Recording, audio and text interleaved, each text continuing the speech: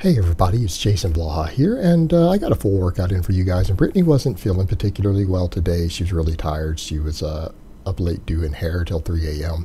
So she didn't want to deadlift or anything, so she did a little fluff, and we just got her lat pull downs on here and skipped her leg curls and stuff. But today I decided to do a little more volume because I know some of my workouts I'm trying to retain muscle mass ideally. I don't want to lose any muscle mass while I'm cutting. I can't afford to, so I realized I needed a little more volume in today's workout, so I did a little extra, well, total volume and extra exercises, which you guys will see as I get up here a bit. But yeah, I did my clean and push presses today, and these felt pretty good. Actually, I was happy with the way they felt. You know, I mean, my 3x5 felt really good, really clean. I felt like I left a little bit in the tank. So I decided to go ahead and do a back off set today because, again, not getting in as much training volume as I might want while cutting. So doing just a little bit extra while staying within my maximum recoverable volume works pretty good. And I was a little worried because I did a little extra cardio yesterday because I ate a little more. So I'm like, well, let me do a little extra cardio, you know, and just hope it balances out for the training today. Because, again, I wanted to get a really good workout in today. So ate a little heavier on the carbs last night in spite of the cut so that I would have fuel to train on. And yeah, it actually really helps today. It really helps just getting those extra carbs in the night before. So again, like the overhead pressing, and usually pressing of any type is the first thing that goes when you're losing weight. But mine was really good. Like I said, I was really happy with these sets. They didn't feel overly heavy. I didn't feel like I fatigued myself. So like I said, I did that back off set. And with the back off set, I ended up just cranking out a quick 8 reps with strict form, pauses on the chest for 8 reps after doing the heavier work. But again, that little bit of extra volume is sometimes what you need just to stimulate a little extra growth, because people could argue, well, you know, you're cleaning and push pressing at 3x5, not really enough volume. Even if you're doing it a couple times a week, 2 or 3 times a week, you might want to get a little more volume. And you know what, that's reasonable. And the reason it's reasonable is because overhead pressing in my shoulders are my weak link. And I don't mean just my weak link in terms of athleticism. They're probably a weak link for me in terms of even aesthetics, you know, and I probably do need to look a little bit better while sticking to my principles, you know, the training principles I try to promote. But it kind of goes back to the idea, if you have weaknesses, even if you won't have a muscle group that you know you need to bring up, or a set of muscle groups, you train them more. That's your solution. You don't necessarily need special isolation movements. Prioritize them, and that's what I'm doing. So by coming in and picking an extra exercise, a strict press in the hypertrophy range after doing my slightly heavier work, that's adding extra volume. So that's the idea there. So that's what I did. But I also did front squats today, and we'll get to that in a minute. And I haven't been front squatting on camera. I front squatted twice in the last month, and I've totally quit squatting. You guys remember I used to squat over 500 pounds raw? I've quit squatting because I feel like my deadlift and my push press are enough to stimulate my legs. But I'm doing so much cardio right now, again, 3 hours plus every day of list cardio. I am worried about maybe losing a little bit of size in my quads.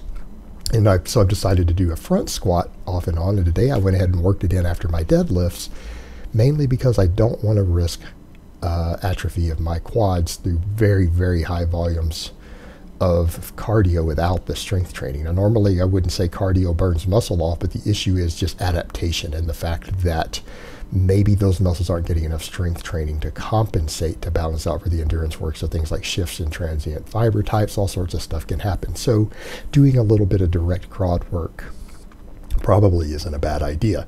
And I will say that my quads definitely are my weak link in my front squat right now. I'm very posterior chain dominant because of all the pulling from the floor I do. And I will note that does seem to be a weakness for me, that otherwise all my musculature is there everywhere but my quads to probably front squat a pretty tremendous amount of weight once I get the neural efficiency up. But my quads are probably lagging for it. And again, it's because I haven't been squatting, and I've been doing so much cardio that, again, it's a concern. So I went ahead and did them after deadlifts today. And like I said, my front squats aren't amazing in terms of performance yet, but they will get there. So here's my warm up on my deadlift. Deadlifts were, I used the bent bar again today because it's what I had available. The other decent bar seemed to be in use, so I just used this bent one again. It does make my deadlifts a little more difficult, and it's mainly on the grip end because a bent bar can tend to roll, especially sometimes on that last rep. So there was my warm up, and then I do my my normal. And the last few workouts I've been doing 5 reps with this. You know what? I just stopped at 4 because the 4th one felt like a little bit of a grinder, and I'm like, you know what, if I do a 5th rep, it's going to fatigue me and I'm not going to be able to do anything else really. So I need to be concerned about that. So I went ahead and stopped at 4 today, which I've done before on camera, but I've been doing 5 reps with this consistently for my peak set. And again, because I'm losing body weight, you've got to watch things like pushing excessively on the deadlift. So I went ahead and just stopped at 4. And that's okay. When I weigh it all out, it's like I don't have a particularly whippy bar. I'm in boots with 1-inch heels. I did a lot of extra cardio yesterday, and I can live with that. So it is a 4-rep set. Probably I could have got a 5th, but it would have been the fatigue factor. And that's the big thing you've got to look at, particularly when you do as much axial loading work as I do. Overall fatigue can really start to mount up when you're doing a lot of cardio. You're cutting, losing body weight. So here's the thing I noted though, man. Front squats after deadlifting, oh my God. My quads hate me. They hated me on this. And I noticed even when I went to 225, I noticed the the difference there. So yeah, this was easy, this initial warm up.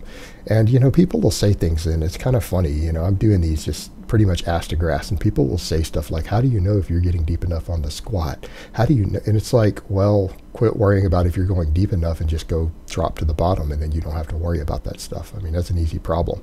Most people's problem with depth on squats is that they let their ego get the best of them. And because they use a weight that's sometimes too heavy, their body puts on the brakes and they slow themselves down on the way down. And then they don't get good depth and they can't do a full squat. You know what? The solution there, and this is what I'm doing on my front squats coming back, rather than worry about, losing mobility, just drop it. Just drop it. If your back is in the right position and everything, you don't need to control it that much on the way down. I've seen plenty of guys out there who just drop and pop 600-700 pounds. Even on back squats, I've seen 500-pound front squats the same way. Go train with guys who really know how to squat and aren't all about the knee wraps and equipped lifting. Guys who lift raw, you'd be surprised how many just drop and pop it. So yeah, just let the weight push drive you to the floor. Just let it push you down and come back up. That's how you know when you're going deep enough. So that's what I'm doing to hit depth. And yeah, they're full squats. You know what? That's your solution. It's not that hard. Check your ego at the door. Now, because I'm still rebuilding strength on this exercise, had I gone to like 315 or 365, I would have had that problem. But that would be because I'm ego lifting. Instead, I'm sticking with a weight like 275. Yeah, that's light for a guy my size. Yeah, it's light for a guy with my previous squat strength. But you know what? I'll build from here. And the thing is, you just drop and pop it. That's why you can go deep like that. And I'm not even in squat shoes. I'm just in boots. Just drop and pop it. Again, if your core is strong enough and your back's in the right position, you're not going to get hurt. Just my opinion on it. Just one of my little hang-ups that people have. And it's because they try to control the weight too much on the way down because they use too heavy of a weight. That's why they end up not being able to squat deep. It's that simple.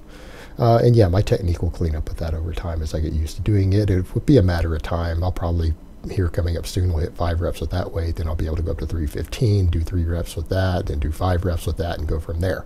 Ideally, what would I like to see on the front squat? I'd like to get back to a 4-plate aside front squat.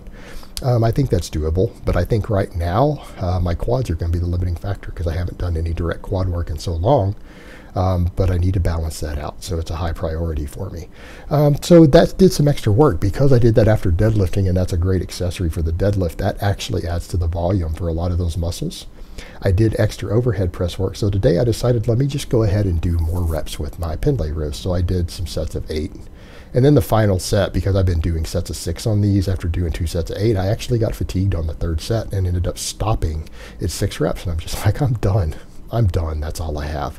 But overall, decent amount of workload in this workout, especially considering the massive volumes of cardio I'm doing at the moment. So overall, I'm happy with it. I felt like I got a really fantastic workout in. I got plenty of food the night before to make sure I fueled it. And that's kind of the other thing too with cutting.